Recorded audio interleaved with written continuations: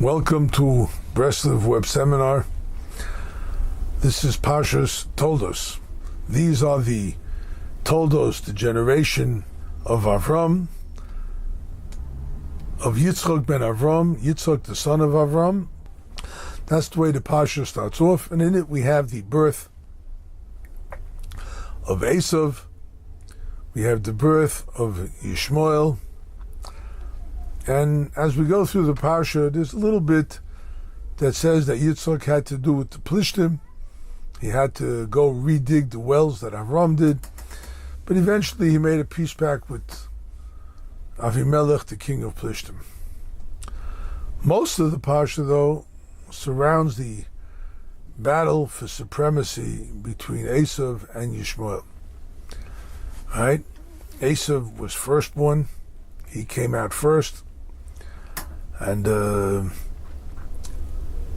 he claimed that the world belongs to him. Esav hu Edom. That's what it says in the verse there. Esav was Edom, the red one, but Edom meaning the kingdom of Edomites, the kingdom of Rome, as it's known. That's Esav. And then there's Yaakov, the Jewish fellow. Rashi explains, according to the Midrashim, that Yakov and Esav grew up together, and they both went to the same school. They both learned in the same Talmud Torah. They both learned the same thing. They both knew. But when it came to age 15, Esav decided to go on a completely different path. You have teenagers that go off the path. Esav was unique.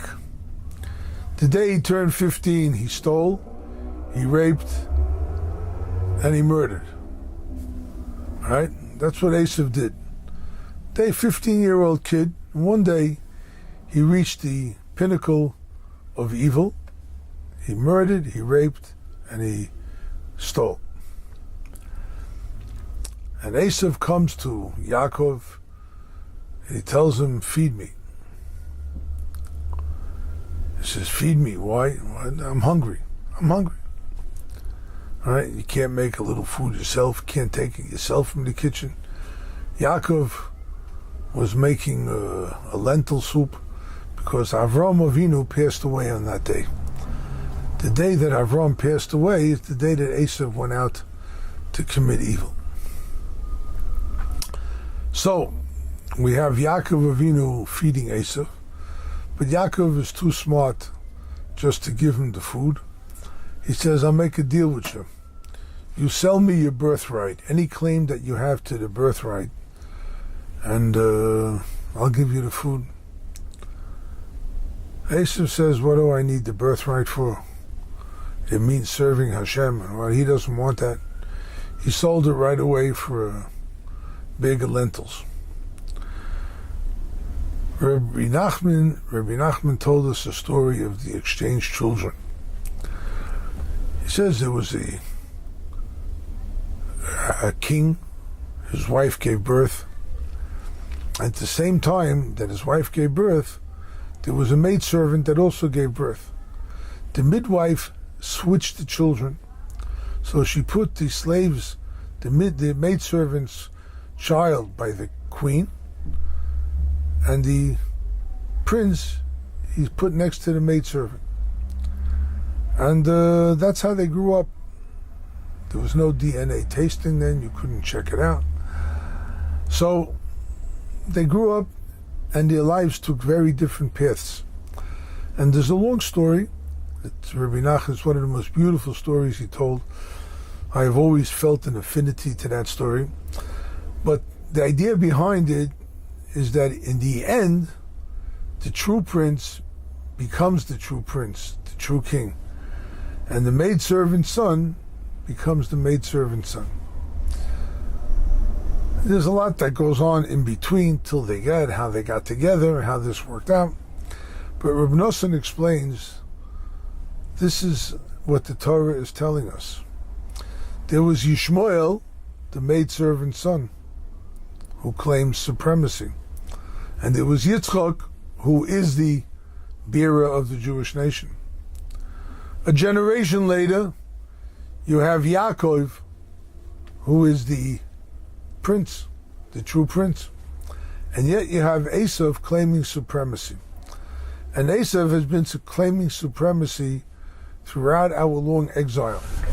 If it was the Romans that destroyed the temple, if they were preceded by the Greeks who gave us Hanukkah, if it was all the other nations, the Spanish, the Crusaders, the Spanish Inquisition, all the other tormentors, Germany, France, England, Poland, throughout the generations, then of course Germany, Nazi, and Stalinist, communist, and whatnot, there was always an Esav, a slave. They were slaves to their desires, slaves to world domination, slaves to be the big bully on the block. But eventually, they all somehow disappeared to the dustbins of history. Yaakov remained, and he is here today, and he is going up. The true prince will eventually claim his throne. But Rebbe Nachman takes it a lot further, and he says the battle between Esav and Yaakov is really the battle between body and soul. Right? The soul wants to serve God. The body wants the pleasures of this world. And that's really the main battle between the true prince and the slave son. Whereas the body always wants to take the person into the desires of this world, right? The soul is always willing to ascend and try and battle. But it gets caught up. We live in this world. We're susceptible to temptations, and we fail. There are times we fail, as in the story. And yet, if a person all of a sudden will just take stock of himself and take hold of himself and say, listen, what am I living my life for? What is my life going to bring me? Where am I headed? Everything is temptation. Everything I have to give into, everything I have to go take these kind of ideas and whatnot and follow them. If a person is willing to take the chance, not just a chance, he's willing to take the step that's necessary to take hold of their life, you'll find that you are actually a prince. Every one of us is a prince. We come from royal stock. We come from Avraham, we come from Yitzchak, and we come from Yaakov. And that's what Yaakov did. He took stock. He realized the birthright is of no use to Esav. He took the incentive and he bought the birthright. Later on, he went in for the blessings. Right? He went in for the blessings. It was dangerous. Yitzchak might be angry at him. The Torah tells the whole story. As Yitzchak had to sneak in and get the blessings. Why? What was the whole thing? Because the true prince in this world doesn't have things go easy for him. He needs blessings just to be able to make it through the month. Sometimes make it through the next 2 months, but he needs the blessings. Yitzchak's, what was his intention? He knew that Esav was wicked, but he was hoping that if he gives the blessings to Esav, that Esav will become a supporter of Yaakov, which unfortunately Rivka was able to see beyond the mask, and she was able to understand that Esav will never do anything for the benefit of the Jew.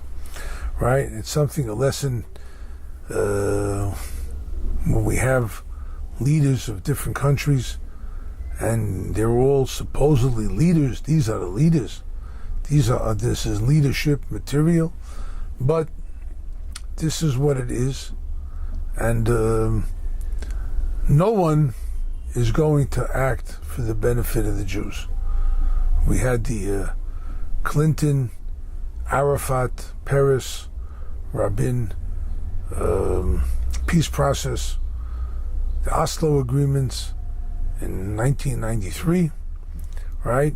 Nobody did anything that was good for the Jew. Not Peres and not Rabin, because we've suffered, it's over 23 years from that. But Arafat certainly had no intent to help the Jew. And by the way, neither did Bill Clinton either. So what you have to realize is that there's a slave and there's a master, a prince. We are the prince. We have to take the powers that are in us and learn to act princely. Act princely means being kind to our neighbors, being thoughtful of others, right? Doing the right thing all the time, being honest in business. And that way, Be'ezah Hashem will find that we're zoicha to ascend to the level where we can recognize we really are princes. And with that, we'll see the final redemption. Amen v'amen.